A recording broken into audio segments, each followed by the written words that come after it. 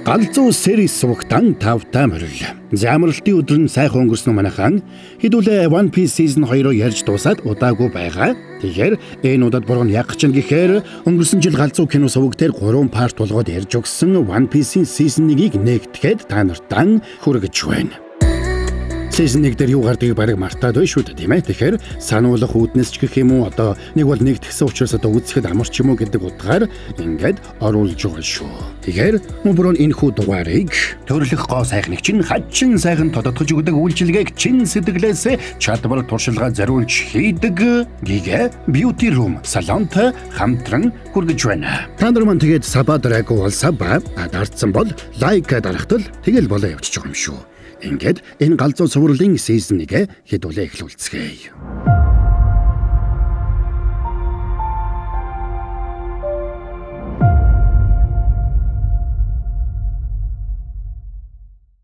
Лог тавхад нэр алдран төгсөн далайн дээрэмчин Голди Рожер гэгчийг олонний нүдэн дээр цаазаар авах үйл ажиллагаа явагдаж байна.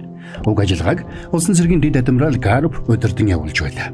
Гэтэл Голди Рожерыг цаазлахын өмнөхөн тэнд зугалсан олон түмэн дундаас нэг хүн хашгирч тэрнээс эд баялаг эрдэнсээ хаана уусан болохыг нь асуудаг. Голди Рожер хариуд нь миний эд баялаг эрдэнс үү? Хэрвээ та нар тэр бүхнийг авахыг хүсэж байгаа бол хайж олоод авахтун. Би бүгдийг нь тэр газарт үлдээсэн байгаа гэж хэллээ. Тэрнийг ийхүү ард түмнийг уриалан дуудсанд сандарсан тэнгисийн цэргийнхэн Голди Рожерыг жадлан цаазалдаг. Хорон цагуулсан олон түмэн яарч сандран агуу далайн дээрэмчний үлдээсэн One Piece хэмээх гайхамшигтай эрдэнсийг олохоор яаран гүйлдэж эхлэхийг харсан Голди Рожер бахан харсан байдалтай инээж байлаа. Ийхүү агуу далайн дээрэмчдийн шин нэрэн үе эхэлсэн билээ. Тэр цагаас хойш 22 жил өнгөрчээ. Луфи нэгэн жижигхэн завинд суугаад далайд аялж явлаа. Тэрээр One Piece эрдэнсийг олж Grand Line руу аялан далайн дээрэмчдийн хаан болно гэсэн мөрөөдлөө замдаа таарсан нэг шуганд ярьж явлаа. Гэвч тэрний сууж явсан завинд цоорч усан давтан живж эхэлсэн учраас Луфи арга буюу нэгэн торхонд сууж өөрийгөө битүүлээд завиа орхиж хөвж одно. Гэтэл тэрний хөвж явсан торх ширүүн тулдаж байгаа хоёр хөлөг дээр хөвж ирдэг. Далайн дээрэмчин Ахмад Алвидагийн далайн дээрэмчид нэгэн хөлөг онгоц руу дайран дээрэмдэж байсан нь тэр байлаа. Ийхүү ширүүн тулааны үеэр хэсэг хүмүүс Луфигийн хөвж явсан торхыг харж хөлөг онгоцон дээр гаргана. Аливадагийн далайн дээрэмчд ч нөгөө хөлгийг төвөггүй буулган авна. Энэ үеэр Алвида өөрт нь эзлэгдсэн хөлгийнхнөөс далайн дээрэмчдийн ангууч Зоро хаан байгааг лавлж эхэлдэг. Учир нь Зоро өөрийг нь ангуучилж байгаа гэж тэр бодож байлаа. Гэвч тэнд байсан нэг хүн Зорог хэд хоногийн өмнө Сикси сарал дээр буусан гэж хэлээд. Гэхдээ Зорогийн ангуучлах жигсаалтад Алвидагийн нэр байгаагүй гэж тэр хүн батлана. Энийг сонсож ууралж хэлгэнсэн Алвида тэр хүний гартаа барьсан мунаараа нам цохиж, өчиггүй цохиж алж орхилоо. Тэгээд хөлөг онгоцны тавцан яаралтай угааж цэвэрлэхийг Кобиг их нэгэн хүүд тушаадаг. Тэр өрөөнд Кобиг хөлөг онгоцны хитэг дор байх үеэр Луфи гинэд торхон дотроос гарч ирээд өмхөлцгийг нь хагалах шахна. Коби ясандаа чангаар хашгирсанд Луфи тэрнийг дуугүй болгоод энэ ямар учиртай хөлөг онгоц болохыг асуулаа. Тэгээд Аливадагийн далайн дээрэмчдийн талаар сонсч мэдснийхээ дараа Луфи өөрийгөө ч бас далайн дээрэмчин гэж танилцуулдаг. Гэвч урд өмнө нь ийм сайхан зантай далайн дээрэмчинтэй таарч байгаагүй Коби энийг сонсоод их гайхна. Хариуд нь Луфи далайн дээрэмчин бүхэн харгас хэрцгий байдгүй маа гэж хэлээд багдан тохиолдож байсан нэг түүхийг ярьж өгдөг. Луфигийн төрж өссөн арал дээр улаан үст Шанксийн далайн дээрэмчид үе үе ирдэг байж. Луфи хар багасаа улаан үст Шанксыг биширч өссөн байлаа. Тиймээс тэднийг ирэх бүрт Луфи тэдний багт элсхийг гуйдаг байна. Гэвч Шанкс тухай бүрд нь татгалзнаа. Нэг удаа ийхүү татгалзахад нь шаран хөдөлсөн Луфи өөрийгөө хангалттай том болсон гэдгээ батлахын тулд нүднийхээ дор хутгаар зүсэж орхино. Гэсэн ч Шанкс тэрнийг багтаа аваагүй. Ийхүү биширч явдаг далайн дээрэмчнийхээ тухай бахархалтай аргагүй ярьж өгсөн Луфи Кобиг дагуулад сэмхэн гидсээр хитэг дээр гарч ирлээ. Тэгээд Луфи нэгэн сэлүүрийг гартаа барьсан ч эргэхдээ тэнд байсан хонхыг сэлүүрээрээ хүчтэй зохиж тэнд байсан бүх хүмүүсийг сэрээчихнэ. Ахмад Алвидич тэр дараа хүрээд ирлээ. Тэрээр Луфиг өөрийг нь барихаар ирсэн далайн дээрэмчингийн ангууч гэж бодож хэдийгээр Луфи тийм биш гэдгээ хэлсэн ч хайхрамжгүй яриагаараа Алвидаг уурлуулж орхисон учраас цаадах нь мунаа байран дайрна. Гэвч Луфи дайралтаас нь чадварлаг болдож байлаа. Тэнд байсан Алвидагийн далайн дээрэмчид ч бас тэрнлүү дайрсан боловч дийлж чадсангүй. Тэр бүхэл нэг нь Луфи рүү буудсан боловч Луфигийн бие бууны сумыг буцаагаад харвж орхидог. Энийг харсан хүмүүр гайхан цочирдсанд тэр өөрийгөө Эрзэнэн биетэй гэдгээ бахархалтай аргагүй томхогдолдог. Эрзэнэн биетэй Луфи агшиж сунан булдсаар Алвидагийн далайн дээрэмчдийг ядах юмгүй буулгаж авчээ. Ууралж хэлгэнсэн Альвиди Луфиг нам цохих гэж улаарч байхдаа гал алдаж хөлгөн шатаж эхэлнэ. Үүндээ бандсан Альвиди Луфиг онож цохиж чадахгүй болохоор Кобиг буруутгаж тэрэн лүү дайрахад Луфи тэрхэн зур найзынхаа урдуур орж цохилтыг аваад гараа хойш сонгож угаад ганц цохилтоор Альвидаг далай руу нисгэж орхино. Энийг харсан Альвидагийн багийнхан ч Луфид яаран бууж өгцгөнө. Ингээд айх аюулгүй болсон Луфи Кобид ойр зур хэрэгтэй зүйлээ аваад завинд сууж хамт явахыг уриаллаа. Энэ зур Сикси сарал дээр байсан Зоро дээр ноён долоог их чирнэ. Тэрээр Зорог өөрийнх нь харьяалагддаг алуурчдын нууц нийгэмлэгт нэгдэхийг урахаар ирсэн байлаа. Гэвч Зоро тэр урилгаас нь татгалзаж ноён долоог доромжилж орхисон учраас цаадах нь хэлгэнж сэлмээ гаргаад Зоро руу дайрна. Хариуд нь Зоро өөрийгөө хамгаалж сэлмээ гарган хариуд тулалдаж ур чадварын хувьд хувилуу байсан учраас төд удалгүй ноён долоог хоёр хуваагдтал нь цайвчиж орхино. Маргааш нь жижигхэн завин дээр хамт аялан явахдаа Коби Луфигээс яаж яваад сундаг биетэй болчихсныг нь асууна. Луфи ч тэр түүхээ дуртаяа ярьж өглөө. Одоогоос 10 жилийн өмнө тэрээр улаан ус Шанксийн далайн дээрэмчдийн хамт нэгэн уушин газарт сууж байж. Тэгэд тэр тэдний сүүлд авчирсан эрдэнсийн авдрыг ухаж үзэхэр шийдсэн байна. Гэтэл тэнд нь жижигхэн хайрцагт хийчихсэн нэг юр бусын жимс байхыг олж харжээ. Тэгээд элдэв юм бодлого шууд л идчихэж. Тэр үеэр дээрэмчин Хигума болон тэдний дээрэмчид уушин газарт орж ирээд уух юм нэхэж эхэлдэг. Гэвч уушин газарт байсан хатуу ундаа бүгд дууссан байлаа. Энийг сонссон Шанкс хамгийн сүүлийн хагас шил архиа тэрэнд өгөх гэсэн ч цаадах нь уурандаа хаг цохиж орхидог. Тэрээр Шанксыг үдэж байсан ч Шанкс тэрнийг үл тоож тэр хавийг харчиж цэвэрлэж эхэлнэ. Энэ нь Хигумагийн уурыг бүрийг хүргэж тэр ширээ сандал эвдэж сүудгчгээд гараад явчихна. Энийг хөндлөнгөөс харж байсан Луфи Шанкс ууралж хариу тулалдаагүй хулчхар гэж уурлаад уушин газраас гарч явахыг завдлаа. Шанкс учрыг тайлбарлахаар Луфигийн гараас барьж авсан ч бүх хүнийг гайхшруулахаар зүйл болж Луфигийн гар сунаж орхижээ. Жаалхуу чөтгөрийн жимс идэж орхисон болохыг Шанкс тэр дороо ухаарна. Чөтгөрийн жимснүүд нь эдсэн хүндээ янз бүрийн онцгой чадваруудыг өгдөгч нэгэнд чөтгөрийн жимс эдсэн хүн далайн усанд сэлэх чадвараа алддаг байна. Энэ бүхнийг ярьж өгсөн Луфи зөрүүлээд Кобиг ямар мөрөөдөлтэй болохыг асуулаа. Гэтэл Коби хариуд нь усан цэрэг болох хүсэлтэй гэдгээ хэлдэг. Ингээд Луфи хамтдаа зэрэгэлдэх усан цэргийн бааз руу явахаар шийднэ. Тэгээд Коби тэндээ усан цэрэг болон үлдэж, харин Луфи тэндээс Гранд Лайны газрын зургийг олж авах боломжтой болох байлаа. Тэндээс холгүйхэн Нами бас л нэгэн жижигхэн завтайгаа явж байдаг. Тэрний завин дээр эрдэнэс хадгалсан авдраас өөр зүйл байсангүй. Гэтэл тэрэн дээр жижигвтер хөлөг онгоцтой хоёр далайн дээрэмчин хурж ирлээ. Нами тэднээс тусламж гуйсан ч эрдэнсийн авдарт нь хүрэхгүй байхыг гуйдаг. Ингээд тэднийг Намихийн хөлөг дээр байсан эрдэнсийн авдрыг шалгаж үзэхээр завируу нь үсрэн буухад Нами зөрөөд тэдний хөлөг дээр анзааргалгүй гарчээ. Тэд эрдэнсийн авдрыг яар нээсэн ч хов хоосон байлаа. Юу болоод байгааг тэд ухаарсан боловч энэ зур Нами тэднийг орхиод холдчихсан байна. Хэсэг хугацааны дараа Луфи Коби хоёр Шелстоун гэх хотод иржээ. Тэднийг хотын уушин газарт очисонд тэнд нь Нами Зоро хоёрч бас очисон байж таарч. Нами тэнд байсан усан цэрэгтэй яриа удан ярилцаж байлаа. Харин уушин газрын зөөгчин охин Зород зууш санал болгоно. Гэвч Зоротой ярилцаад эргэхдээ бяцхан охин тэр хотын усан цэргийн ангийг удирддаг хахамдын хүү Хелмепо гэгчийг санамсргүйгээр мөргөж орхино. Энэнд нь Хелмепоч ууралж охины барьж байсан тавхтай зуушийг цохиж унгаад няц гიშиглээ.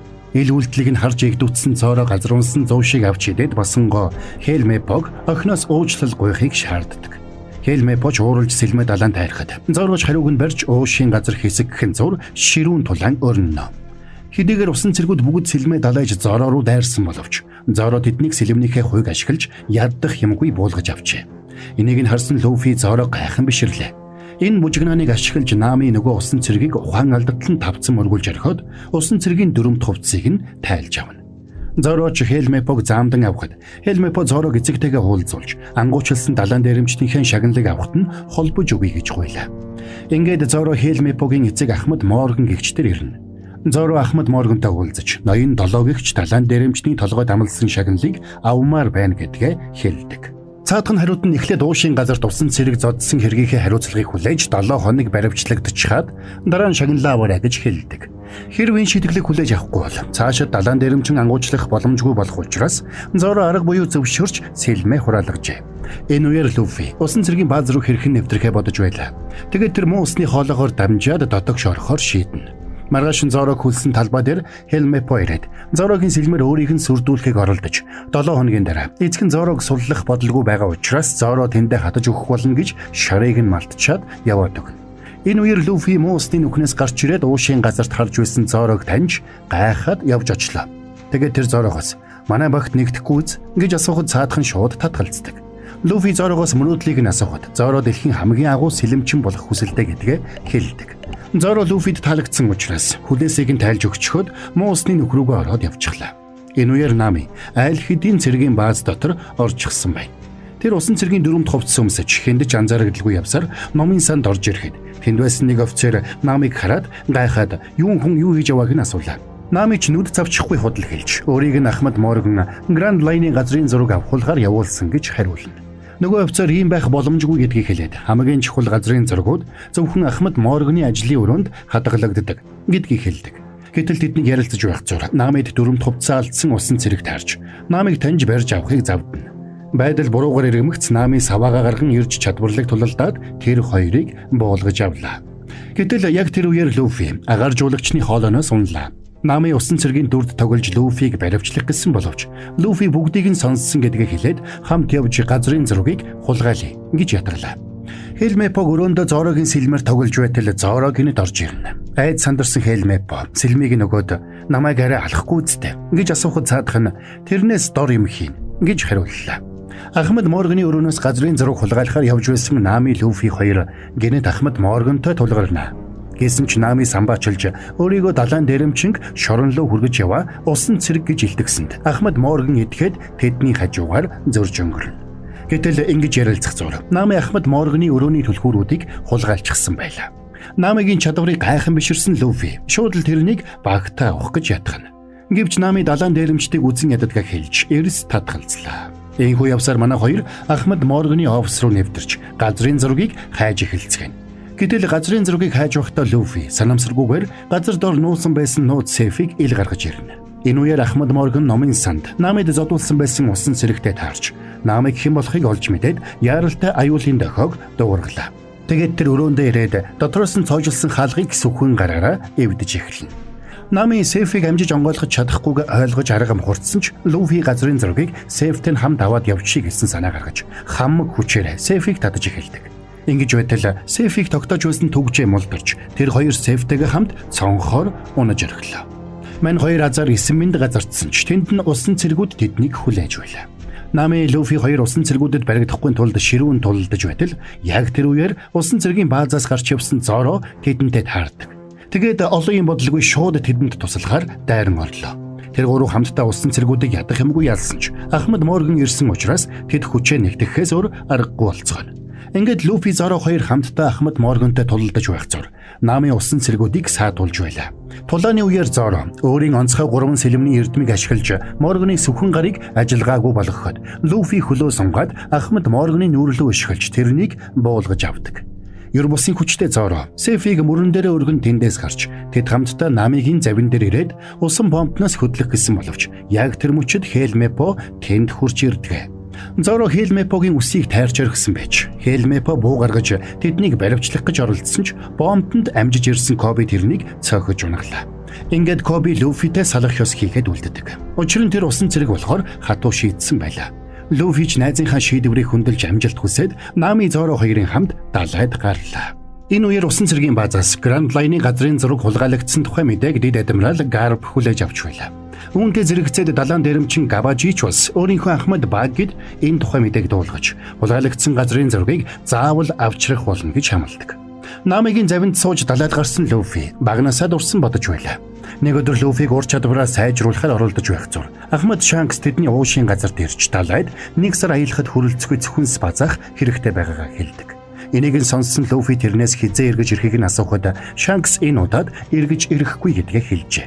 Энэ үеэр Нами Морганы сейфийг онгойлгох гэж хичээж байлаа.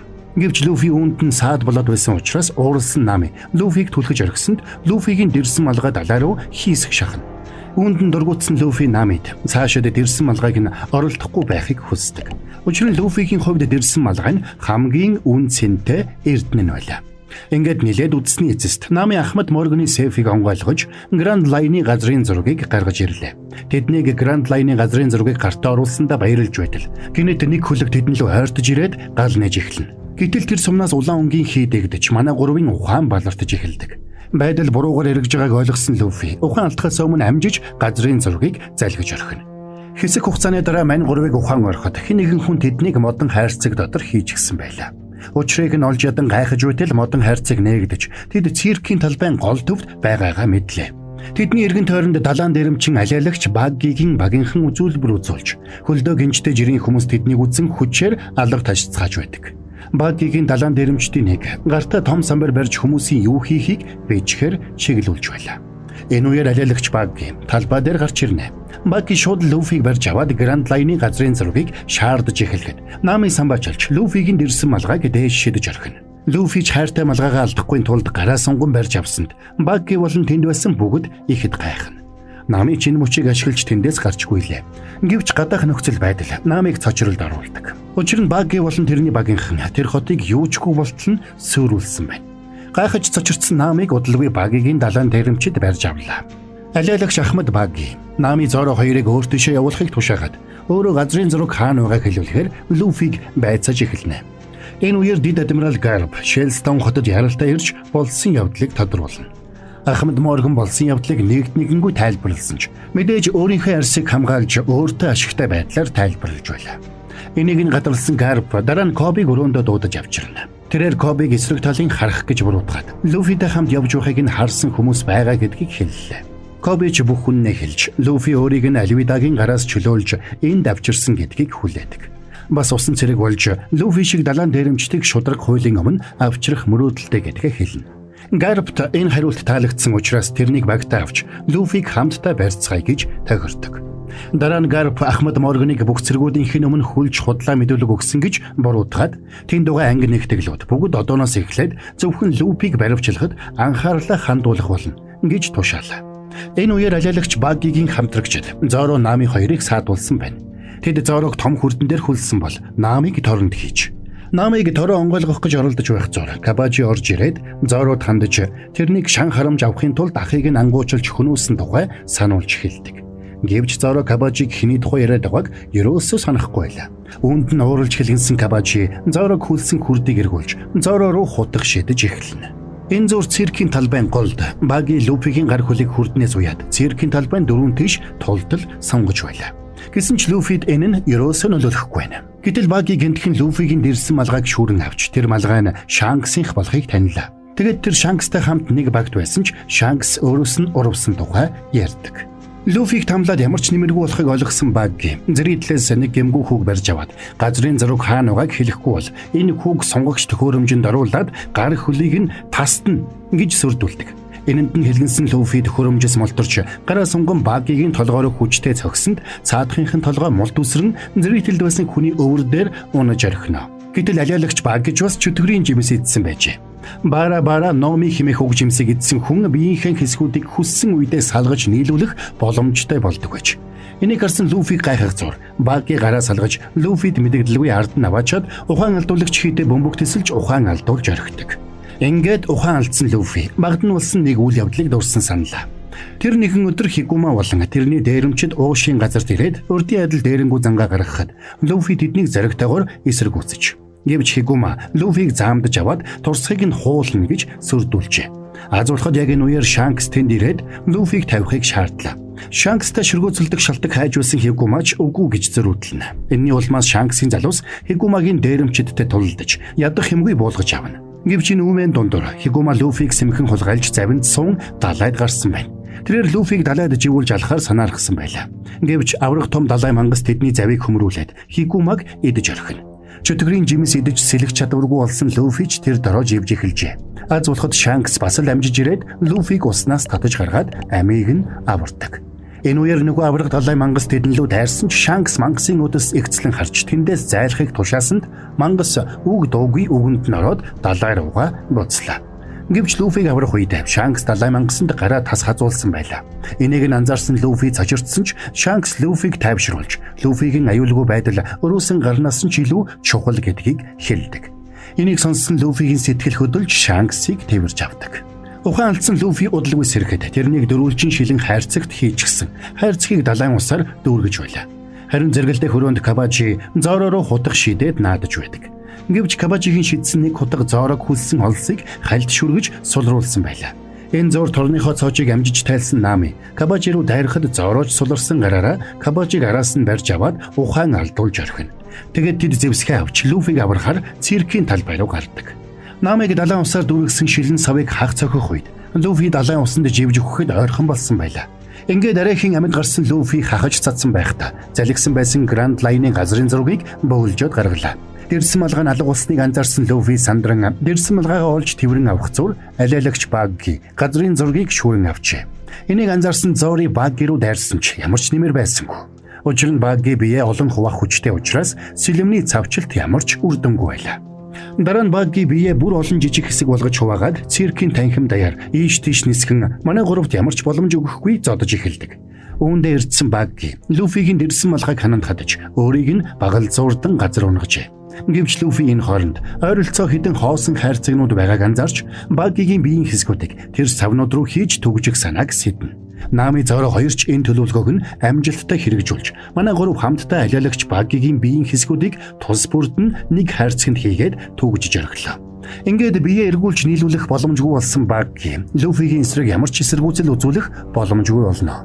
Люфи ч гараа хойш нь тултал сунгаж угаад Баггиг хүчтэй цогсонд цаадхан циркэс гартал үсэрж орхино. Ингээд манай гурав газрын зураг авч тэнд эрхчлөөгөө боолчлогдож байсан хүмүүсийг суллаж арлаас явхаар боллоо. Өөрсдийг нь эрхчлөөтэй болгосон тэдэнд арлын хүмүүс чин сэтгэлээсээ баярлаж талархацгаана. Тэдний энэ байдлыг харсан Люфи хамгийн сүүлийн удаа Шанкстай уулзаж байснаа дурсан саналаа. Шанксыг явахын өмнөхөн Люфи тэрнтэй уулзаад өөрийгөө далайн дээрэмчин болоход хараахан бэлэн биш гэдгээ анх удаага хүлээн зөвшөөрнө. Гэхдээ цаг нь ирэхэд би хамгийн агуу далайн дээрэмчин болно гэж тэр амлажээ. Энийг нь сонсож сэтгэл нь хөдөлсөн Шанкс Люфид дэрсэн малгайгаа өгөөд хамгийн хүчрхэг далайн дээрэмчин болохоор эргүүлж өгөөрэй гэж захидаг. Завиндаа сууж хөдөлсөний дараа Нами Люфигийн дэрсэн малгайг нөхөж өгөөд завны доод хэсэг рүү орохдоо нэгэн жижигхэн холбоо барих төхөөрөмж гаргаж ирээд хэн нэгэн хүнд газрын зургийг өөрийн болгож авсан гэдгээ нууцаар мэдэгддэг. Энэ үеэр жижигхэн хөлөгтөө зориулж талаан дээрэмчний далбай бүтээж байлаа. Гэвч тэр нь Намид таалагдсангүй. Тэднийг далбайгаа хэрхэх тухай маргалдаж байх зур Зоро гарч ирээд завны дор байдаг өрөө усанд автаж угааг тоосон шинжгүй хэлдэг. Намид сандарч тийшээ яран орсон боловч холбоо барих төхөөрөмж нь усанд автаж эвдэрсэн байлаа. Люфи нөгөө хоёртой яаралтай шинэ хөлөг онгоцтой болох хэрэгтэй гэж хэлэхэд Намын газрын зургаа хараад хамгийн ойрхон байгаа арал нь Гекко арал болохыг тогтоож хамтдаа тийшээ явахаар шийддэг. Энэ үеэр Гарп Кобиг өрөөндөө дуудаж авчираад хамтдаа Годам тоглохоор боллоо. Эхний тоглолтод Коби ялагдахад Гарп Кобиг ялахын тулд биш, ялагдахгүй тулд тоглоод байна гэж зэмлэлдэг. Дараа нь тэр хоёр цагтаа тоглоход Коби илүү хурдан сэтгэх шаардлагатай болж улмаар илүү сайн тоглож эхэлнэ. Далайн дээрэмчид яг л ингэж сэтгэдэг учраас тэднийг барихын тулд хурдан сэтгэх шаардлагатайг Гарп Кобид сургамжиллаа. Гэтэл энэ үеэр Хелмеппо ирж Люфигийн далайн дээрэмчний далбайг Гекко арлын харилцаагаас олсон тухай мэдээ дуулгахад Гарп ч тийшээ яаралтай хөдөлгөөгийг тушаадаг. Люфид ялагдсан Багги цэрэгтэй иргэн ирж хайрцагт хоригдсон биеийн хэсгүүдээ эргүүлэн нийлүүлж байтал нэг нь нууцлаг загсан хүн ирээд Арлонг Баггитай уулзах хүсэлтэй байгааг дуулгалаа. Багги ууралж тэрнлээ хутга шидсэн боловч цаадхан бултаад ганц цохилдоор Баггиг ухаан алдуулж орхино. Ухаан орохт нь Арлонг тэрнийг барьж хүлсэн байлаа. Арлонг Баггиг төлөх ёстой хураамжаа төлөхгүй байгааг нь сануулхад Багги бүх хөрөнгөө Люфид алдчихсан гэж худлаа хэлээд Люфид бас Гранд Лайны газрын зураг байгаа тухай дуулгалаа. Тэгэд Люфиг барьж авахд туслахыг санал болгоход Арлонг ч дуртай зөвшөөрнө. За сорны бажигра борон гэлсний реклам алгадаадах юм. За тэгэхээр төрлөх гоо сайхныг чинь хачин сайхан тодотгож өгдөг үйлчилгээг чин сэтгэлээсээ чадвар туршилгаа зориулж ажилдаг нэг газрыг борон гэлс танилцуулдаг юм. Giga Beauty Room. За энэ салон нь штэ плазм үйлчилгээ болоод гоо сайхны шивээс, нүүрний иллэг, массаж, маникюр, педикюр, сормус, вакс зэрэг үйлчилгээнүүдийг галзуу чадварлаг хийдэг гэж байгаа. Эдгээрээс онцлог хэлэхэд штэ плазма пен нь арьсны гадаргууд хүрэхгүйгээр микроплазмын цэгүүд үүсгээд тэгээд арьсны өөрийгөө нөхөн түлжүүлэх процессыг идэвхжүүлдэг дэвшилтэт технологи юм байна. За тэгээд ер нь үрчлээндээ баяртай гээл хэлчихгүй юу дөө. Giga Beauty Room салон. За тайлбараа үргэлжлүүлцгээе. За манай гурав Гекко гаралд ирсэн даруйда нэгэн хөлөг онгоцны үйлдвэрт ирнэ. Луфи тэнд нэг хөлөг онгоцыг хараад шууд л сэтгэл нь татагддаг. Гэтэл тэр онгоцон дээр Усоф гэх залуу ажиллаж байлаа. Усоф баг байхдаа хотын хонхыг дуугаргаж далайн дээрэмчид ирж байна гэж хүмүүсийг өмүүлж ихэд төв боддог хүүхэд байж. Эхэндээ хүмүүс үгэнд нь итгэж айд сандардаг байсан ч удалгүй тэрний үгэнд итгэдэг хүн гэж байхгүй болсон байна. Усоф манай гуравтаа уулзаж хөлөг онгоцыг зарахгүй гэж хэлээд. Гэхдээ энэ хөлөг онгоцны үйлдвэр бүхэлдээ найзынх нь эзэмшлих учраас юмыг аж мэдхөвгээд найзтайгаа уулзуулж өгье гэж тохирдог. Ингээд Усоф манай гурвыг дагуулад нэгэн авраг том шилтгэнд ирлээ. Тэр шилтгэний үйлчлэгчд болох Шайн Бүүчи хоёр урилгагүй зочид ирсэнд дургүй байлаа. Тиймээс тэд шууд л манай гурвыг шилтгэнээсээ хөөж эхэлдэг. Гэтэл энэ үеэр Усофын найз шилтгэний эзэн Кая шилтгэний даамал Клахадорын хамт ирнэ. Тэр өдөр Каягийн 18 насны төрсөн өдөр байсан учраас Кая Усоф болон тэрний шинэхэн найзуудыг гэртэн саадаж орой төрсөн өдрийн баярын зог хамт барихыг хүсдэг. Гурван найз оройн хүлээн авалтанд оролцох хувцас сонгохоор шилтгэний хувцас хадгалах танхимд сууж байх зур. Луфи Каяг ятгах нөгөө хөлөг онгоцыг бидэнд бэлгэлэхийг заавал зөвшөөрүүлнэ гэж Намид амладаг. Харин Зорогийн хувьд Каягийн шилтгэний даамал Клахадорыг өмнө нь харж байсан юм шиг санагдаж байгаач чухам хэн болохыг нь санахгүй байлаа. Энэ зур Усоф Каягийн өрөөнд орж тэрэнд төрсөн өдрийн бэлэг болгон нэгэн цагаан чулуу өгöd үнийгээ совд гэж тайлбарладаг. Дараа нь Усоф өөрт тохиолдсон адал явдлуудынхаа нэгийг Каягийн нүдэнд харагдтал ярьж өгнө. Хэдийгээр тэр бүхэн нь зохиомл гэдгийг Кая мэдэж байсан ч Усофыг ийхүү ярихыг нь сонсох дуртай. Удалгүй тэдэн дээр Клахадор ирж Каяд эмийн ургамалтай цай авчирч өглөө. Эцэг эх нь нас барж Каяг асрах болсноос хойш Каягийн биеийг тэнхрүүлэхийн тулд Клахадор энэ цаг найруулж өгдөг болж. Гэвч Клахадор үнэн хэрэгтээ Каяд үнэн ч нэгэн биш байлаа. Тэрээр галтгооны өрөөнд ирж оройн зоогийн бэлтгэлийг шалгахдаа зарц нартаа Каягийн шүлэнд хор хийхээ мартаг өвөз хэмээн лавладаг. Ингээд оройн зоогийн цаг болоход манай гурав дээр Каягийн эцэг эхийн хамтрагч байсан хуйлч Мэри тэдэнтэй нэгдэнэ. Каягийн бие сайнгүй байсан учраас тэрэнд баярын зоогноос зөвхөн шүлэл уухыг зөвшөөрсөн байна. Ингээд Каяг нөгөө хортой шүлэг яг уух гэж байтал. Луфи ширээн дээр үсэрч гарч ирээд чин сэтгэлийн үгээ хэлж талархал илэрхийлээд шууд л Каягаас нөгөө хөлөг онгоцоо бидэнд бэлгэлчих гэж гуйдаг. Энэ үйлдэлд тулгамдсан Кая Луфигийн гуйлдад хариулт өгөх гэж байтал гинэт хүчтэй ханиалган биеийг муудаж эхэлдэг. Энийг ашиглахыг хүссэн Клахадор шууд л тэнд байсан хүмүүсийг яаралтай тарахыг шаардна. Гэвч Кая тэрнийг зогсоож зочдоо төрсөн өдрөөр нь ядаж ганц шүн тэдний тонохыг гуйдаг. Дараа нь дарсны цойронд хуйлч Мэри Клахадортой уулзаж Каягийн эцэг эхийн мэдлэлд байсан хөлөг онгоцны үйлдвэрийг хууль бусаар өөрийн мэдлэлд оруулах гэж байгаа гэж зэмлж буруутгана. Клахадор ихэндээ энийг үгүйсгэж байсан ч булзах харахгүй болсноо мэдээд гинэт юр бусын хурдан хөдөлж эхэллээ. Ингээд Мэриг юу болоод байгааг ойлгож амжихаас өмнө тэрний ард нь гарч хурц хутах бүхий бэлэгээрээ нэвт сүлбэн амийг нь хөнөөлөө. Энэ үеэр хоолндоо цадаагүй идэх юм хайгаад коридорт явж байсан Луфи уух хатуух юм хайж явсан Зорото тарж өрхөнө. Тэгэд тэд галтгооны өрөөнд очтол. Усоф тэнд байж байлаа. Тэнд тэд элдвийг ярилцах зур. Усоф тэдэнд Каятай хэрхэн хүрлэх болсон тухайга болон Усофын төрсэн эцэг далайн дээрэмчин гэдгийг бас тэрнийг баг байхад нь ээжтэй нь хамт орхиж явсан гэдгийг тэдэнд ярьдаг. Ингээд Усоф Зорог дагуулж дарсны зоринд очлоо. Харин Луфи гал тогоонд үлдэж тэнд байсан тогоо дүүрийн шүлийг танцаараа идэж орхидог. Тэднийг хоол эргүүлж байх зур. Намын шилтгэн дотор наас цааш явж үнтэй цайтай зүйлсээс нь ганц нэгийг хулгайлж байлаа. Гэтэл ингэж явхдаа Нами гинэт нэгэн чимээг олж сонсноо. Тэр бушуухан өрөөрөөгөө буцахыг хичээсэн ч андуураад Каягийн өрөөнд ороод ирчихдэг. Намыг юу хийж явааг Кая шууд ойлгосон ч буруутгалгүй, харин ч тэр хоёр элдвийг ярилцсан хэсэг хамт суудаг. Тэгэд тэд бие биедээ ихэд таалагдж найзууд боллоо. Ингээд Намыг явахаар босох үед Кая Намыг хулгайлсан зүйлсээ өөртөө үлдээхийг хүсдэг. Гэсэн ч Нами тэндээс гарч явахдаа хулгайлсан зүйлсээ бүгдийг нь байсан байранд нь эргүүлэн тавилаа. Уух юм хайж дарсны зойронд ирсэн Зоро Усоф хоёр хуйлч Мэригийн цогцтой таарчдаг. Энэ үеэр Клахадор өөрийн туслахуд болох Шайн Бүүчи хоёрын хамт гарч ирнэ. Клахадорын хурц хутагтай бэлэг харсан Зоро тэрнийг эрен сурвалжлагдаж буй далайн дээрэмчин Куро болохыг сая л нэгэн танина. Ингээд Зороос хилмээ гаргаж Куротой тулалдах гэсэн боловч Куро хэтэрхий хурдан байлаа. Куро Зорогийн анхаарлыг сарниулж байх зур Шайн араас нь гитэн ирээд толгой руу цохиж ухаан алтуулж орхидог. Энэ үед айд сандарсан Усоф мушуухан шиг цонхоор зогтлаа. Ингээд Шайн Бүүчи хоёр даргийнхаа тушаалаар хуйлч Мэригийн цогцыг Зорогийн хамт гүн худаг руу шидэж эдмүрийн баримтуудыг устгадаг. Харин тэд Усофд санаа зовхгүй байлаа. Учир нь тэрэнд хэн ч итгэхгүй гэдгийг тэд мэднэ. Усоп хотын хонхыг дуургаж энэ удаа дээрэмчид жинхнээсээ хотод нь ирж гисэн байгааг хот даяар зарласан боловч тэрэнд итгэх хүн байсангүй. Усопын хувьд тэрээр хүнд өвчтэй ээжийг нь асарахаар далайн дээрэмчин аав нь заавал иргэн ирнэ гэж итгэдэг байжээ. Тиймээс тэр бага байхасаа л үргэлж далайн дээрэмчид ирж байна гэж зарладаг байсан байна. Инээс нь болоод хүмүүс Усопын талаар ээжд нь үргэлж ууралдаг байж. Гэсэн ч тэр хүүгээ хизээч буруутгадаггүй байлаа. Ингээд хамгийн сүүлд хүнд өвчтэй ээж нь хүүгийнхээ энэ үйлдэлд талархаж байгаагаа илэрхийлээд нас оржээ. Хамгийн сайн найзд нь аюул учирсан ч хэн ч өөрт нь итгэхгүй байгаад цохирсон Усопыг газарт лагхийн суух үед аз болоход тэрнтэй Гекко арал дээр ирсэн Коби тааралдана. Коби Усопд итгэж байгаагаа хэлээд далайн дээрэмчид хаана байгааг зааж өгөхийг хүслээ. Энэ үеэр шилтгэнд Каятай уулзаад гарч явсан Нами галтгооны өрөөнд Луфитэй таардаг. Луфи тэнд байсан тогоо дүүрэн хортой шүлийг уугаад ухаан алдчихсан хэвдэж байлаа.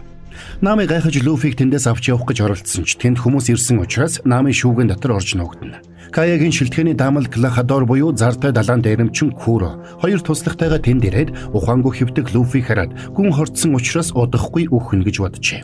Тэгэд тэд Каяг одоо нэгэнд 18 нас хүрсэн учраас амийг нь хөнөөхөд асуудалгүй болсон тухай бас хэрхэн хөлөг онгоцны үйлдвэрийг нь гартаа оруулах талаар ярилцлаа. Харин шүүгэн дотор нуугдсан Нами тэр бүх яриаг нь нэгэнгүй сонсноо. Энэ үеэр Усоп Каягийн шилтгэнд Коби Хелмепо хоёрыг дагуулan ирж Клахадорыг далайн дээрэмчин хэмээн чижилж эхэлнэ. Гэвч Кобид нотлох баримт байхгүй учраас шууд баривчлах боломжгүй байлаа. Илүү дутуу асуудлаас зайлсхийхийн тулд Куро бушуухан Луфиг Кобид барьж өгөөд тэднийг явуулдаг. Энэ боломжийг ашиглаж Нами шүүгэнээс сэмхэн гарч ирээд Шаймиг араас нь гиндүүлж зохиж унгаагаад зовгдлаа. Луфиг Кобид өгч явуулсан Курог эргэж ирэхэд Шайм ухаан алдсан байлаа. Тэрнийг яран сэрэхэд тэр Намигийн тухай тэдэнд хэлж төлөвлөгөөгөө яаралтай хэрэгжүүлэхийг сануулдаг. Ингээд шөнийн 12 цаг болж Кая албан ёсоор 18 нас хүрсэн учраас тэрнийг хөнөөх цаг боллоо гэд Куро тусалгуудаа дагуулад Кая руу явдаг.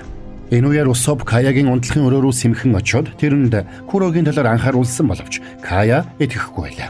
Намич тэдэн дээр ирж Усопын яриаг баталж хэлээд өөрийг нь хүнд өвчтэй биш харин Курогийн өгдөг цай биеийг нь муутгаж байсан болохыг ээлжлэн хэлнэ. Кая хөнөөхөд хэн нэгэн саад болохоос сэргийлж Куро шилтгэнийг хамгаалтын горимд шилжүүлж гаднаас хэнч нэвтрэхээргүйгээр цоожлоод өөрсдөө зэвсгэлж Кая Нами хоёрыг агнахаар хөдөлцгөн. Кая эцэстээ Усоп Нами хоёрт итгэж тэдэндээ хамт ханны цаана байх нууц замаар сэмхэн зогтож эхэлнэ. Тэднийг сонссон Куро замд нь барьж авах гэж оролдсон ч азар манай гурав амжилттай цогтноо. Мань гурав шилтгэний түгжээг гаргах өөр нэгэн татварга дээр очиод түгжээг гаргах гэж оролдсон ч энийг нь Куро мэдээд шууд л тэдний байгаа газар руу явлаа. Энэ үеэр худагт хаягдсан Зоро ухаан орж багын явдлаа санддаг. Тэрээр багада Шимацуки тосгонд шилдэг сэлэмчин бэлтгэх сургуульд сурдаг байж. Зоро сургуулийнхаа бүх хүүхдүүдийг ялдаг байсан ч багшийн охин болох Куинаг ялах гэж яаж ч үзээд бардаггүй байж. Шаран хөдөлсөн Зоро Куинадаа жинхэнэ ил дээр тулалдъя гэж тулаанд дуудахад Куинаж зөвшөөрчээ. Тэгээд тэр хоёр ширүүн тулалдсан ч Зоро хоёр илдтэй хэрнэ Куинаг ялж чадахгүй бас л ялагддаг. Ингээд Зоро ялагдлаа зөвшөөрч тэр хоёр хамтдаа хичээж аль нэг нь дэлхийн хамгийн шилдэг сэлэмчин болох хүртэл хичээсээр байцгаая гэж тохирсон байна. Харамсалтай нь ингэж тохирсныхоо дараахан Куина санамсаргүйгээр шатнаас унаад хүнд гэмтсэний улмаас нас оржээ. Куинагийн эцэг охиныхоо элдийг Зороод бэлгэлсэн учраас тэр нь Зорогийн 3 дахь элд болсон байна. Тэр өдөр Зоро Куинагийн зорилгыг биелүүлж заавал энэ дэлхий дээрх хамгийн шилдэг сэлэмчин болно гэж өөртөө амладаг. Энэ дурсамжаасаа сэтгэлийн дэм авсан Зоро хичээнгүйлэн авирсаар арайхийн худгаас гарч ирлээ. Энэ үеэр Зорогийн байсан худгаас холгүйхэн Коби Хелмепо хоёр ухаангүй болсон Луфиг дамжлаад явж байна. Зам зуур Хелмепо Кобиг зогсоож Гарб чамайг зөвхөн Луфитэй найз болохоор л ашиглаж байгаа гэж шарыг нь малтдаг. Гэтэл тэдний ярилцаж байх зур Луфиг энэ тухайн орж эдсэн шөлөө бүгдийг нь Хелмепо руу бөөлжж орхидог. Дотор нь баг зэрэг онгойсон Луфи Кобид Курогийн талаар анхаарууллаа. Тэнд байсан усан цэргүүд Луфиг баривчлах гэж оролдсон ч Зоро амжиж ирээд Кобигоос бусдыг нь ухаан алдтал нь цохиж орхино. Коби усан цэргийн гүүргийн дагуу тэднийг баривчлахыг оролдсон ч Луфи Зоро хоёр тэрнийг үл тоож Каягийн шилтгэн рүү эргэж явна. Энэ үеэр Куро Нами Усоп Кая гурвын нуугдж байсан орхигдсон өрөөнд хурж ирлээ.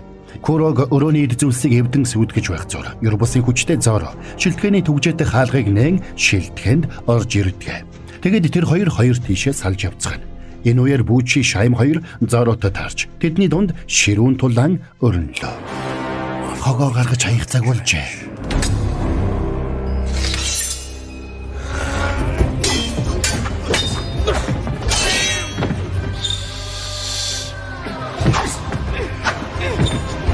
Энэ удаад би тэрний сэлмийг нь өөрсөддөө үлдэн шүү.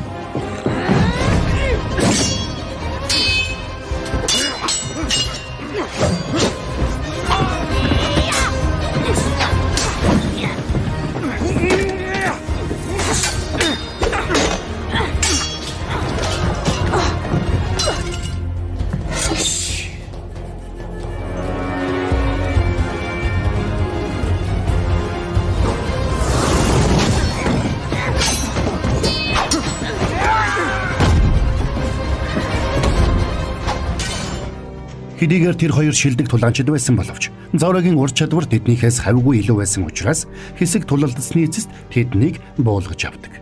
Курод гарах гарцгүй хашигдсан Кая намын хоёр хамтран Куро руу дарих гэж оролцсон ч тэр дороо баригдчихна. Усоб энэ үеэр чавхаар оновчтой харваж хоёр найзыгаа сулалсан ч бас л Курод баригдаж амиа алдах шахна. Баяртай хатагта Кая.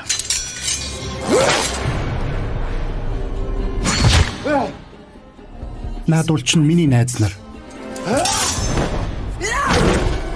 Чи үнэхээр намайг ялж чадна гэж бодлоо гэж шүү. Чи далаад гараад хэр удсан бэ? 7 хоног уу? 1 сар уу? Энэ чиний хүссэн амьдрал гэж юу? Насан туршдаа зүгтэж, нуугдах амьдрал. Чи хизээж бүтэн нойртой хонч чадахгүй. Учир нь хэн нэгэн үргэлж чиний хоолой хэрчээр ангуучилсаар байх болно. Найзууд маань миний харийг таадаг. Үргэлж нэг л өдөр байх болно.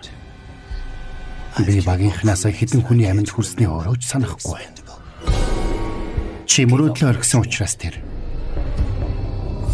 Харин одоо чи мөрөөдлөөсөө хагацх болно. Дэмий ярьж ханлаа. Одоо би сонсох болно.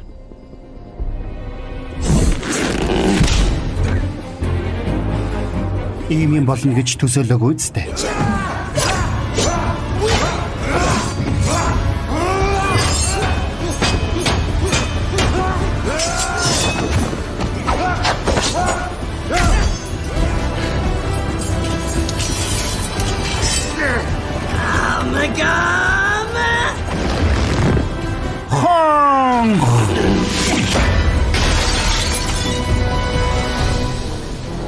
Ингээд Луфи болон тэрний нөхөд Каягийн амийг аварчээ. Дараа нь Кая тэдэнд талархснаа илэрхийлж, Луфигийн хүссэн хөлөг онгоцыг тэдэнд бэлэглээд, тэр хөлгөө амиа алдсан хуульч Мэригийн дурсгалыг хүндэлж, Going Mary гэж нэрлэдэг. Луфи баярлаад Усопыг багтаа нэгтгэхийг өрсөнд Усоп хэсэг зур тайнэгэлзнэ. Учир нь ганцаараа үлдэх Каяг хэн нэгэн харж хандах ёстой гэж тэр бодож байлаа. Гэвч Кая Усопыг тайвшруулж, одоо өөрөө өөрийгөө харж хандах цаг ирсэн гэж хэлээд Усопыг үнсдэг. Кая цаашид ангаа ухааны чиглэлээр суралцахаар шийдсэн байна. Санаа намарсан Усоп Каяг үлдээгээд Луфигийн багийнхантай хамт хөлөг онгоцоор далайд гарлаа. Энэ үеэр Коби Хелмепо хоёр Гарпд Луфиг барьж чадаагүй гэдгээ илтгэж байлаа.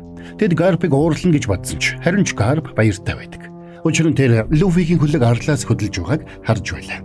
Тиймээс тэр шууд л хөлөг онгоцоор Луфигийн хөлөг онгоцыг мөшгөж гал нээж эхэлнэ. Тэднийг усан цэргийн хөлөг мөшгөж эхэлснийг харсан Луфи нэг нүдний дурангаар Гарпыг хараад өвөө гэж дуу алдсанд багийнхан нь бүгд гайхан цочирддаг. Луфи баг байхаас л далайн дээрэмчин болно гэж мөрөөддөг байлаа. Харин Гарп өвөө нь тэрнийг үргэлж загнаж заавал усан цэрэг болгоно гэдэг байж. Усан цэргийн хөлөг онгоц тэдэн лөө гал нээж эхэлсэнд Луфи хариу буудах гэсэн боловч бүтлэгүйджээ. Тэднийг гарах гарцгүй болж аргаа барсныг харсан Гарп цагаан холоогоор бууж өгөхийг шаардахад Луфи хизээч үгүй гэж хашгирлаа. Энэнд нь ууралсан Гарп их бууны сум гартаа аваад хамаг хүчээрээ шиддэг. Гэвч мань Луфи биеэ хийлж том болгоод сумыг биедээ хойлгон буцааж харавсанд сум усан цэргийн хөлгийн гол шургыг онж дарвуулгыг нь ажиллагаагүй болгож орхино. Шураг унах үед Хелмепо дарагдах шалсан ч Коби амийг нь аварлаа. Энэ цагаас эхлэн Хелмепо Кобиг битүүхэндээ хүндлэх болжээ. Ингээд усан цэргийн хөлгийн шураг эвдэрч бужигнж байх зур Луфи болон тэрний найзууд зэргэлдэх манан дунд шурган ороод сэмхэн зогтцгаана. Хөлөг онгоц нэвдэрч цааш явах аргагүй болсон Гарп Дракул Михов хэмээх нэгэн далайн дээрэмчин рүү залгаж Луфиг бариулахаар хөлсөлдөг. Гарпыг залгах үед тулдаж байсан Дракул Михов гэж захиалгыг хүлээн авч урдах дайснаа дарахаар яаравчлана. Дэлхийн хамгийн агуу сэлэмчин гэгддэг байсан тэрээр тулааны явцад дайсныхаа хөлөг онгоцыг дундуур нь тас цавшиж орхижээ. Тэр хөлгийн ахмад Дракул Миховыг буудах гэж оролдсон ч Дракул сумыг нь 2 хуваан цавчаад тэр дор нь зөөл дуусгана. Гарпийн анхны уцаар ярьж байгааг сонссон Коби Хелмет бохос Дракул Михаук гэгч хэн болохыг асуухад цаадах нь харцгийн нүд хочид Дракул Михаук бол тэнгисийг захирагч 7 ноёны нэг буюу Шичибукай гэж тайлбарладаг. Тэдгээр 7 далайн дээрэмчид дэндүү хүчтэй учраас усан цэргийн адмиралууд тэднийг ялах гэж оролдохын оронд тэдэнтэй нууцаар хамтран ажиллах болсон байж. Тиймээс Шичибукай нар зарим тохиолдолд усан цэргийнхэнд тусалж хариуд нь усан цэргүүд тэднийг оролдлгүй орхидог байсан байна. Усан цэргийн адмиралуудын энэ шударга бус байдал Кобигийн дургу хүргэсэн учраас Коби шууд Гарп дээр очиод энэ тухай асуудаг. Харин цаадах нь дэлхийн ертөнц шударга биш учраас үүнтэй эвлэрхээсээр аргагүй гэдгийг Кобид тайлбарллаа. Энэ үеэр Луфигийн багийнхан манан дунд хөвж явлаа. Ийхүү хөвж явахдаа нилээд үлссэн Луфи хоолны үнэр аваад хоол өнөртөж байгаа зүг рүү чиглэж явсаар далаа дээрх нэгэн аврах том ресторныг олж очлоо. Найзууд нь ч бушуухан ресторанд ороод ширээнд сууцгаалаа. Энэ үеэр Санжи гэгч нэгэн залуу рестораны галдгоонд тавгалсан хоолоо чимгэлж байна. Гэвч рестораны эзэн Зев гэгчээр Санжиг загнаж гарч үйлчлүүлэгчдээс хоолны захиалга авахыг тушаадаг. Санжи тэндээс дурамжхан гарч ирдэл гол танхимд 2 үйлчлүүлэгч муудалцаж хоорондоо зодолдох гэж байлаа. Бусдын амгалан тайван байдлыг алдагдуулсан тэднийг Санжи болиулах гэж оролдоход цаадуул нь Санжи руу дайрчээ. Гэвч хөлөөрөө чадварлаг тулалддаг Санжи тэднийг төвөггүйхэн дийлнэ. Энийг нь хөндлөнгөөс харж байсан Луфигийн сэтгэл хөдөлжээ. Ингээд Санжи Луфи болон тэрний нөхдийн сууж байсан ширээнд ирж захиалга авахд нилээд үлссэн тэд ширээ дүүрэн хоол захиалдаг. Гэвч тооцоогоо хийх болоход тэдэнд ямар ч мөнгө байсангүй. Луфи ч далайн дээрэмчдийн хаан болохоор мөнгөгч нөхч гэж хэнэггүй хэлэхэд Зев уурлаад хоолныхоо тооцооны хариуд 1 жил аяг тав угаагчаар ажил гэд Луфиг чирээд гал тогооны өрөөлөгөө явж одно. Аргагүй болсон Луфи аяг тавг угааж байхдаа Зевфийн тоохгүй хаяж иргсэн Санжигийн хоолыг амсч үзээд Санжиг онцгой чадварлаг тогооч болохыг нь ойлгодог. Энэ үеэр анхнаасаа Луфигийн багт орох бодлого байсан Нами нэгэн далаачинтай ярилцаж тэндээс ганцаараа явхаар тохирч байлаа. Оройн Луфи Санжитай уулзаад хийсэн хоол нь таалагдсан гэдгийг хэлээд ямар мөрөөдөлтэй болохыг нь асуулаа. Санжи ч Луфид 4 тэнгис бүгд нийлдэг домогт All Blue хэмээх далайг олж тэндээс ховор загаснууд болон далайн ургамлуудыг цуглуулад гайхамшигтай хоол хийх мөрөөдөлтэй гэдгийг хэлдэг. Тэдний ийхүү ярилцах зур Дракул Михаукийн дайралтаас ганцаараа амьд үлдсэн нэгэн эр тэдэн дээр хурж ирлээ. Хэдийгээр тэр төлбөрийн түлж дийлэхгүй гэдгийг Санжи мэдэж байсан ч тэрнийг хооллож тэнхрүүлээд явуулдаг. Энэ үйлдэл нь Зевт таалагдахгүй гэдгийг Санжи мэдэж байсан ч өлсөж өгөх шахсан тэр хүнийг Санжи их өрөвдөжээ. Санжигийн энэ үйлдэл Луфид онцгой сэтгэгдэл төрүүлнэ. Тиймээс Луфи Санжиг багтаа нэгтгэхээр өрсөн ч Санжи татгалзлаа. Учир нь тэр Зевт дааж давшгүй өртөө гэж Луфид хариулдаг. Удалгүй тэдний ресторанд Дракул Михаук хурж ирээд шууд Луфиг сургалж эхэлдэг. Дэлхийн хамгийн агуу сэлэмчин гэгддэг эрхэм өөрийн биеэр явааг таньсан Зоро шууд л тэрнийг халз тулаанд дуудлаа. Дракул Михаук эхэндээ цааргалсан ч Зоро шалсаар байсан учраас маргааш өглөө үүрээр халз тулалдахаар болно. Энэ үеэр Луфи Зевтер очоод Санжиг өрөөр нь барьцаалж хүсэл мөрөөдлийнхөө төлөө явах боломжийг нь олгохгүй байгаад нь дургу байгаагаа шулуухан хэлдэг. Луфигийн энэ ил шулуухан байдал Зевт таалагджээ. Маргааш өглөө нь Нами Гранд Лайны газрын зургийг хулгайлаад уулзгаар тохирсон далайчин руугаа явлаа. Гэвч замын дунд бодлоо өөрчилж эргээд багийнхантайгаа нийлдэг. Тэгээд тэд хамтдаа Дракул Михауктай уулзгаар тохирсон газартаа очлоо. Надад чиний ус таалагдж байна шүү. Одоо болно. Тулалдъя. Туулаалахад надад их бүх хэрэггүй л дээ. Би туулаа биш ээ. Тэр чинь удахгүй тодорхой болно.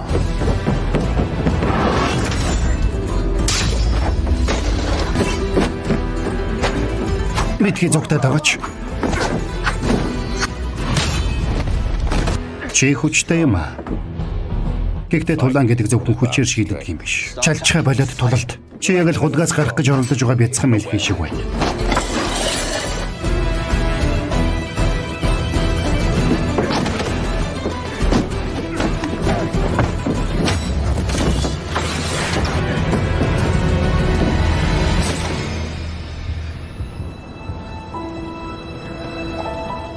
Чи яагаад ухарсангүй вэ? Би чадахгүй. Хэрвээ би ухарвал миний мөрөөдөл үрд замхрах болно.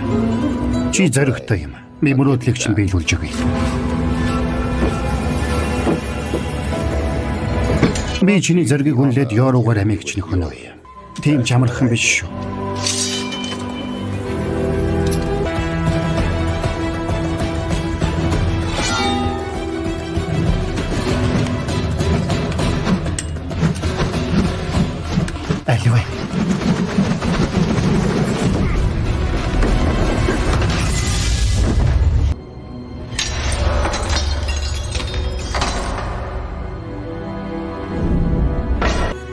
Нуруунд дээрх шархвал сэлэмчих хүний хамгийн том ичхүр. Гайхалтай.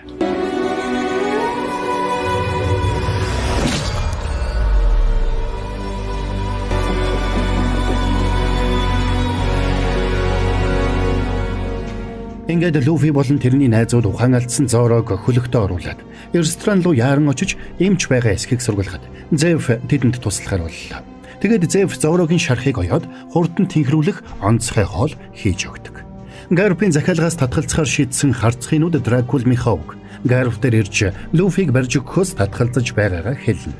Гарп тэрнийг тохиролцоогоо дагахыг шаардахад хариуд нь "Миний юу хийхийг чи шийдэхгүй" гэж хэлжгээд гараад явчихдаг.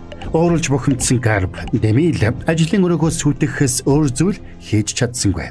Энэ бүх явдлыг Коби сэмхэн сонсож байлаа. За тэгэхээр төрлөх гоо сайхныг чинь хачин сайхан тодотгож өгдөг үйлчилгээг чин сэтгэлээс чадвар туршилгаа зориулж ажилдаг нэг газрыг Бронкас танилцуулаад байна. Giga Beauty Room. За энэ салон нь штэ плазм үйлчилгээ болоод гоо сайхны шивээс нүүрний иллэг массаж, маникюр, педикюр, сормус, вакс зэрэг үйлчилгээнүүдийг галзуу чадварлаг хийдэг гэж байгаа. Эдгээрээс онцлог хэлэхэд штэ плазма пен нь арьсны гадаргууд хүрэхгүйгээр микроплазмын цэгүүд үүсгээд тэгээд арьсны өөрийгөө нөхөн төлжүүлэх процессыг идэвхжүүлдэг дэвшилтэт технологи юм байна. За тэгээд юу н үрчлээндээ баяртай гээл хэлчихгүй юу дөө. Giga Beauty Room салон. За хүн чархсан Зорог ухаан орохыг хүлээж өгсөн Луфи Санжигаас анх яаж Зевтэй уулзсан болохыг асуудаг. Гэтэл Зев анхандаа далайн дээрэмчин байж. Тэгэд нэг удаа бяцхан Санжигийн тогоочор ажиллаж байсан хөлгийг Зевийн далайн дээрэмчид булаан эзэлсэн байна л да. Зевийг галтгооных нь өрөөнд орж ирэх үед бяцхан Санжи тэрнлөө дайрсан боловч хүчрхэг Зевийг яаж дийлэхэвт. Гэтэл тэр үеэр хүчтэй далайн шуурга дэгдэж тэдний байсан хөлөг онгоц бүхэлдээ шуурган дөртөд живчихэж. Хэсэг хугацааны дараа бяцхан Санжиг ухаан ороход Зев тэр хоёр хоёрлохнаа далайн дундах нэгэн хадад хясаан дээр ирсэн байна. Зев хөлөг онгоцноос хоёр шуудаа дүүрэн хүнс авч гарч чадсан байлаа. Тэгээд тэр жижиг шуудатай хүнсийг Санжид өгөөд хадан хясааны нөгөө талд гарч суухыг тушаагаад өөрөө том шуудатай хүнсээ аваад үлджээ. Бяцхан Санжиж тэнд олон хонох магадaltaй гэдгээ ухаарч эхнээсээ хоол хүнсээ хямгадан баг багаар идэж байлаа. Гэвч хүнс нь аажмаар дуусаж хөгзөрсөн талх хүртэл идэж эхэлжээ. 25 дахь хоног дээр тэр алсад яваа нэг хөлөг онгоцыг харж бүх хүчээрээ хашгирч дуудсан боловч шуурганаас болоод хинж тэрнийг сонссонгүй. 70 дахь өдөр болоход өлсөж үхэх шахсан Санжид хэсгэл алдан нэгэн хутаг олж аваад хадны нөгөө талд сууж угаа Зев рүү очдог. Тэрээр хутгаараа том шуудаг яран онгойлгосон боловч тэнд дан алт эрдэнэс байснаас биш ямар ч хүнс байсангүй. Үнэ хэрэгтээ Зевт хоол хүнс гэхэр зүйл байсангүй. Тэр бүх хүнсээ бяцхан Санжид өгсөн байж. Тэгээд өлсөж өгөхгүй тулд Зев өөрийнхөө нэг хөлийг тайраад идчихжээ.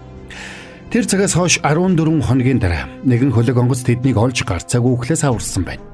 Ингээд амийг нь аварсан Зевт Санжи насан туршдаа төлж баршгүй өртөө гэж үзэх болжээ. Тэдний их ярилцаж байх зур хаарлонг болон тэрний загсан далайн дээрэмчид ресторан дээр хурж ирлээ. Тэд ресторан руу дайран орж тэнд байсан хүмүүсийг ширээнээс нь хөөж рестораны голд суугаад Луфиг хаана байгааг асууж эхэлдэг. Тэднийг нууцаар ажигласан Нами Луфи дэнд тухай сэрэмжлүүлэхээр яарангуйлаа. Зев тэднийг амттай хоолоор сатааруулж байх зур тэндээс яаралтай явахыг Нами Луфид сануулсан ч Луфи Зевт талархлаа заавал илэрхийлж рестораныг нь аюулаас аврах ёстой гэж зүтгэнэ. Ингээд Луфиг ирэхэд Арлонгийн далайн дээрэмчдийн нэг шууданаас алиалагч Багигийн толгойг гаргаж ирнэ. Гэтэл өнгөрсөн бүх хугацаанд Багигийн нэг чих Луфигийн малгай дотор нуугдаж тэднийг нэгнгүй сонсож ирсэн байлаа. Луфи Арлонгоос өөрөөс нь юу хүсэж байгааг асуухад цаадхан шууд л Гранд Лайны газрын зургийг шаардж эхэлдэг. Газрын зургийг авмаар байгаа бол тулалдаа тав гэж Луфи хэлэхэд ширүүн тулаан болох гэж байгаа гадарлсан Зев буу гаргаж ирээд Арлонгийг бууддаг. Гэвч бууны сум тэрэнд нөлөөлсөнгүй. Арлонгийн дээрэмчдийн нэг Зевийг унтлан цохиж орхино. Үүнийг харж төсөлгүй Санжиж тэр дээрэмчин лүү дайран орлоо. Сайн тулаанч вэ шүү. Гарбу!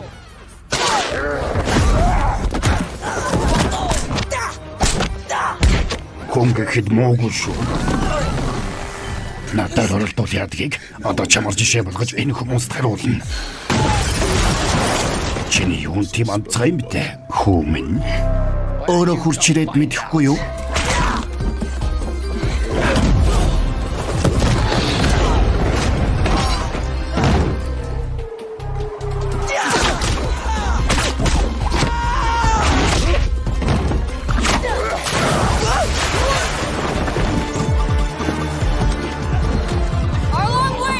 Ингээд Арлонг Люфигийн амийг хөнөөхийн даваан дээр Намыг хурч ирээд Арлонгод газрын зургаа авчихсан учраас цаашид Люфитэй зууралдах шаардлагагүй болсон гэж хэлдэг. Гэтэл Нами өнгөрсөн бүх хугацаанд Арлонгийн талд ажиллаж байжээ. Тэр бүхэл Нами өөрийг нь Арлонгийн далайн дээрэмчдийн багийн гишүүн болохыг батлах шивэстэй байлаа. Нэгэнт газрын зургаа гартаа оруулж авсан Арлонг санаа намарч Люфиг далай руу шидэж орхиод Намыг аваад явж одно. Люфиг далай усанд живж өгдөхийн даваан дээр Санжи ус руу өсөрч ороод амийг нь аварлаа. Энэ бүх үйл явдлын дараа Зеф Санжиг мөрөөдлийнхөө төлөө ресторанаас нь явах хэрэгтэй гэж хэлсэн ч Санжи Зефиг орхиод явж зөрөглөхгүй байлаа. Усоф Люфи хоёр хөлөг онгоцондоо урамгүйхэн эргэж иртэл Зоро ухаан орсон байгааг хараад тэд ихэд баярлана. Ингээд урам орсон Люфи Намигийн хойноос хамтдаа явцгаая гэж уриалдаг. Энэ үеэр Санжи тэдэн дээр ирлээ. Та нар тогооч хэрэгтэй биш үз? Тийм ээ. Хэрэгтэй байлгүй яах вэ? Багт тавтаа морил. Энэ зөвчийг багтаа авдаг нь яаж юм? Бид өөрсдөө хоол хийж чадахгүй шүү дээ.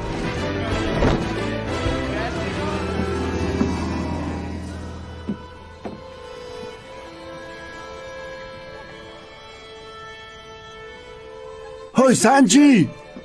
Хөлөө хуурай байлгахаа мартва. Баяртай Зеф. Өнгөрсөн бүх жилүүдэд таны новшийн дээвэр дээр амьдарч новшийн ресторан чинь хоол хийж ирсэндээ би танд амьдралаараа өртөө. Өнгөрсөн хугацаанд миний тарьсан новшиг цэвэрлж ирсэн танд баярлалаа. Би таны хизээч мартахгүй Зеф.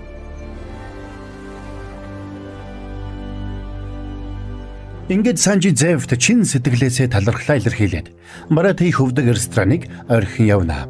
Энэ үеэр Люфи алиалагч Багигийн толгойг Арлонгийн далайн дээрэмчдээс сэмхэн аваад үлдчихсэн гэдгээ нөхдөд хэлдэг. Баги ч Люфи болон тэрний нөхдийг Арлонгийн далайн дээрэмчдийн төв байр болох Конами арал дээрх Арлонг парк руу замчлан явахар боллоо. Учир нь ингэж байж тэр их биетэйгээ эргэн нэгдэх боломжтой.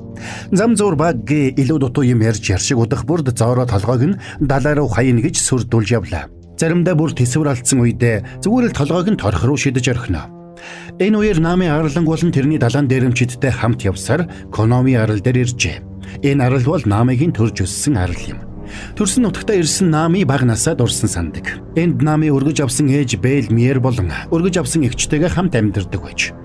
Нами хар багасаа л газрын зураг үзэж судлах сонирхолтой байсан байна. Гэвч хэтэрхий ядуу учраас газрын зурагтай холбоотой ном зохиолуудыг худалдаж авч чаддаггүй байжээ. Тиймээс бяцхан Нами нэг өдөр тэсэлгүй номын дэлгүүрээс ном хулгайлж орхиж. Энийг нь мэдсэн Бэл Миер охиноо хатуу зэмлсэнд хариуд нь Нами ядуу зүйтэй амьдрахаас залхаж байгаагаа хэлээд тэгээд ч та миний төрсөн ээж биш гэж хэлээд ээжтэй алгадуулдаг.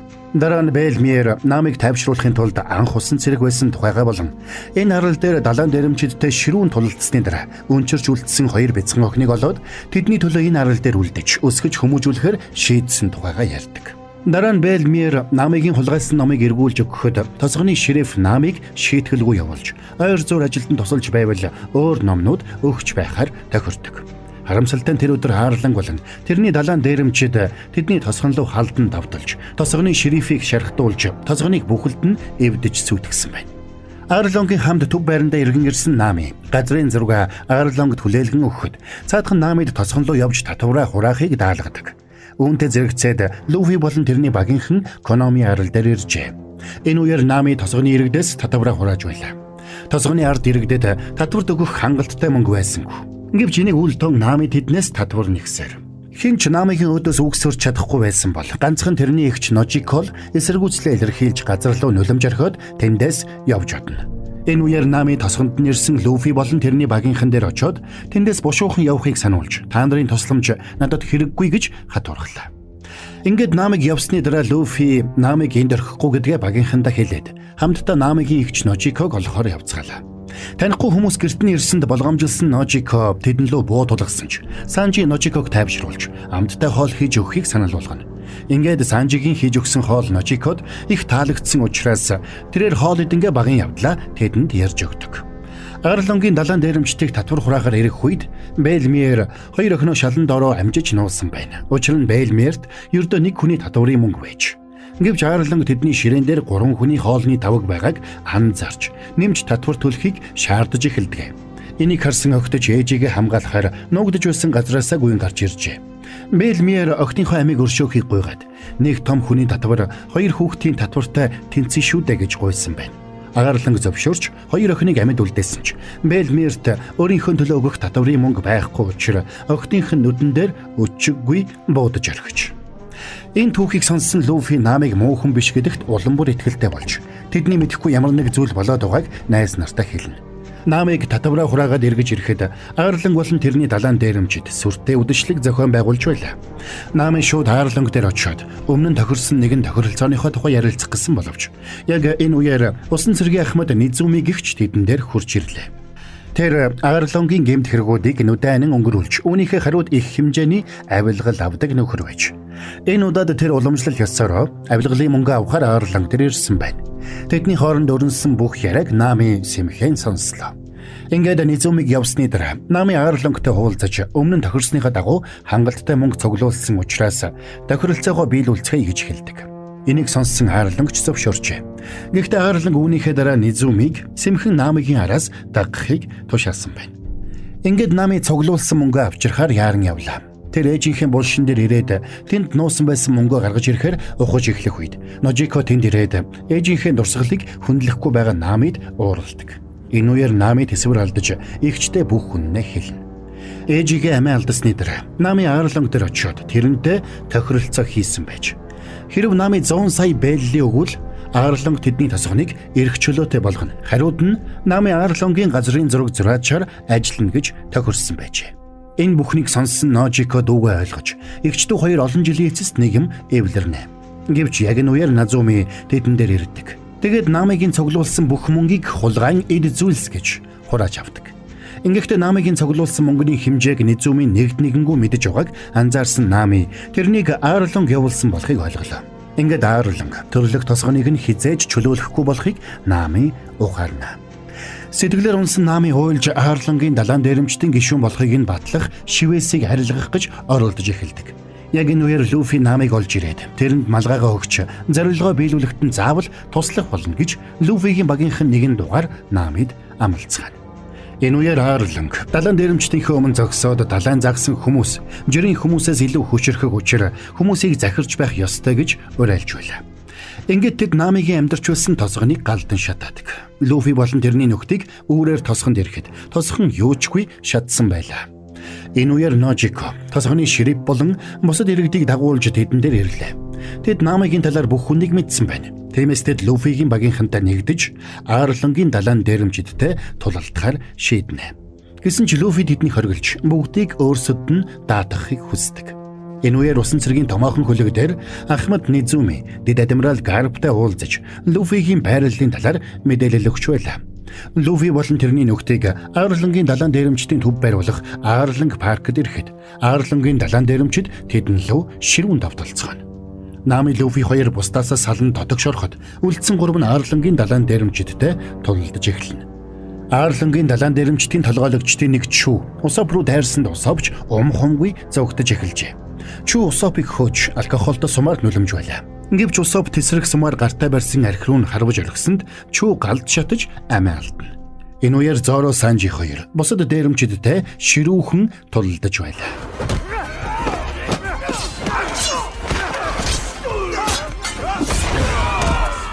Би өөрөө барах байсан юм. Чи барах байсан бол би өшгөлөхгүй байлаа. Дайсны тоо хэтэрхий олон байсан учраас Санжи өөрсөддөө туслуулахаар алиалагч Баггигийн толгойг ууднаасаа гаргасан ч Баггигийн толгой биетэйгээ нийлсэн даруйда зогтчихнаа. Энэ үеэр Агарлангийн хүчрхэг дайчдын нэг Куроби Зоро руу гиндүүлэн дайрчээ. Куроби хүн загасны карате ашиглаж Зоро руу ширүүн дайрахад шархан бүрэн эдгэрч амжаагүй байсан Зоро ялагдаж эхэлдэг. Энэ үеэр Санжи хөлөөрөө тулалдах чадвараа үзүүлж Куробиг ялж чадлаа.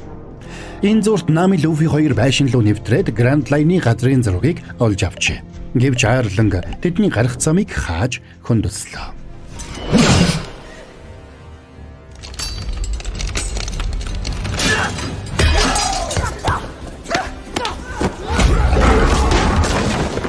Босс.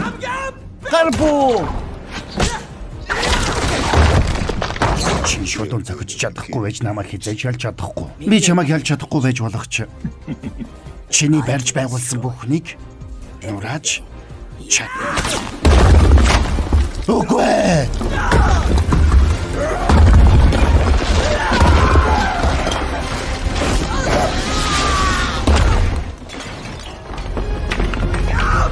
Хөлмөт!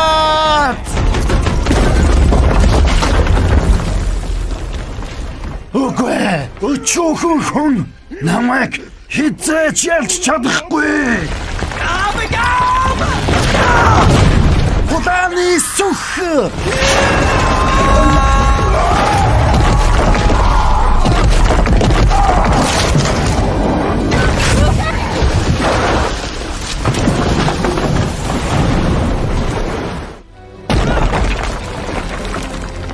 Энэхүү Луфи болон тэрний нөхөд Арлангийн далайн дээрэмчдэг ялан дийлдэг.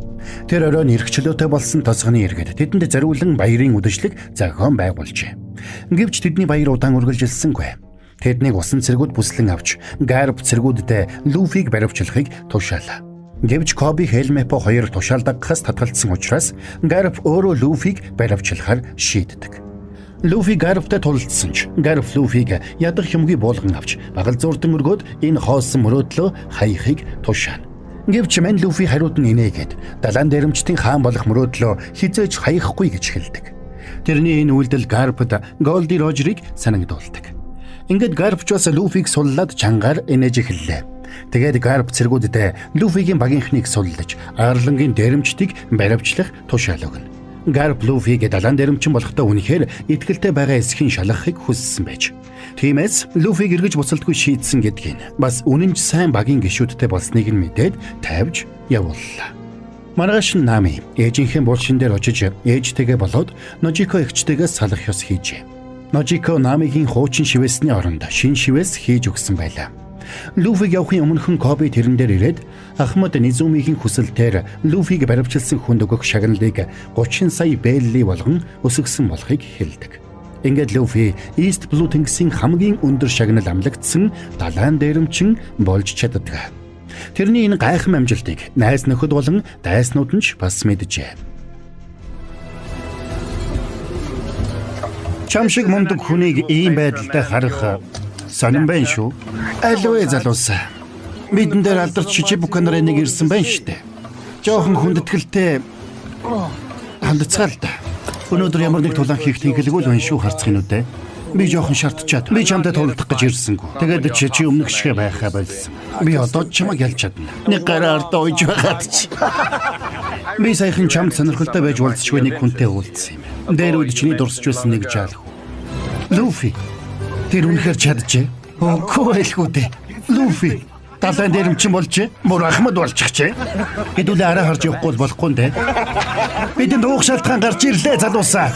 Чамайг шаардсан гэж бодсон юмсан. Би зүгээр байна. Харин чи бидэнтэй хамт уугаач. Хундаг юмнаас ч татгалзахгүй шүү. Хамтдаа баяр тэмдэглэцгээе. Ингээд Луфи болон тэрний нөхөд нэг баг болон албан ёсоор нэгдэж дараагийн адал явдлын ирэлд дарвуулаа босхон хөвж одоцгоо. За, энд хүрээд энэ галзуу цувралын season 1-ийн тайлбар маань дуусч байна. Season 1 дээр нэр нэг иймэрхүү галзуу үйл явдлууд гарч ийлээ. Бороо барыг мартсан байх шүү. Та нарт маань ямар санагдав та? Тэгээд нэг дор болгосон учраас та нарт маань үзэхэд илүү амар байсан болов уу гэж бодож байна. За тэгээд ардлын аян жоохон чанга байсан бол уучлаарай. Өнгөрсөн жил бороогийнхэн чих жоохон тийм байсан юм шиг байна. За тэгээд муу бороогийнхэн тайлбар ойлгомжтой байж таалагдсан биз. Тэгэхээр муу бороо энэхүү дугаарыг Giga Beauty Room салонтой хамтран хүргэлээ. За тэгээд Giga Beauty Room салон нь штэ. Плазм үйлчилгээ болоод гоо сайхны шивэс, нүүрний иллэг, массаж, маникюр, педикюр, сормус, вакс зэрэг үйлчилгээнүүдийг галзуу чадварлаг хийдэг гэж байгаа. Description хэсэгт бороо дэлгэрэнгүй мэдээллийг нь оруулсан байгаа шүү. За тэгээд та нар маань сабадраг саба дардсан бол лайк дарахтал тэгэл болоо явчих юм шүү. Олон галзуу цувралууд айсгүй гэж.